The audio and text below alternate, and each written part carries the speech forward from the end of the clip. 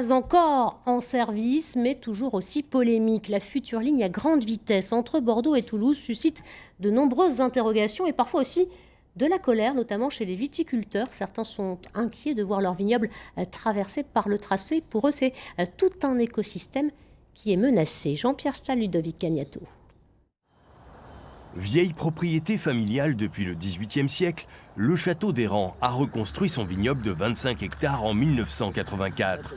Jamais Charles Savigneux n'avait imaginé voir s'ériger une LGV à quelques centaines de mètres. Celle-ci devrait écraser 2 à 3 hectares de vignes et être construite au-dessus de la voie ferrée existante.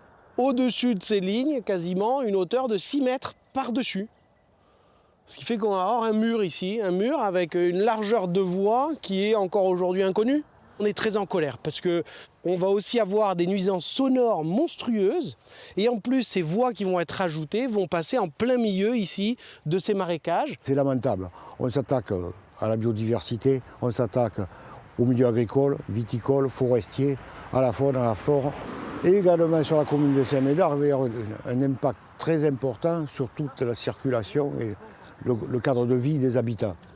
Dans les Graves, le château du Grand Boss, 12 hectares de vignes et 15 de forêt, va voir sa propriété coupée en 2. Qu'est-ce qui restera de la vigne derrière les travaux? Il restera, Exactement. à mon avis, il restera rien. Du portail du château à la bâtisse du 18e, le tracé les touche de plein fouet.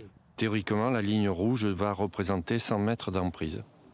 Lou Rocher est d'autant plus inquiète qu'elle a repris la propriété de son père depuis 5 ans et engagé de nombreux projets. On a ouvert des chambres d'hôtes, mis la propriété en agriculture biologique. On a l'impression qu'on avait une propriété qui était quand même très belle et qui avait un potentiel assez magnifique. Et finalement, cette LGV va peut-être tout remettre en question. Propriétaires, riverains et associations espèrent bien que le projet de LGV soit reporté, voire enterré, au profit de la rénovation des voies existantes. Sinon, ils n'hésiteront pas à continuer à engager des recours devant le tribunal administratif.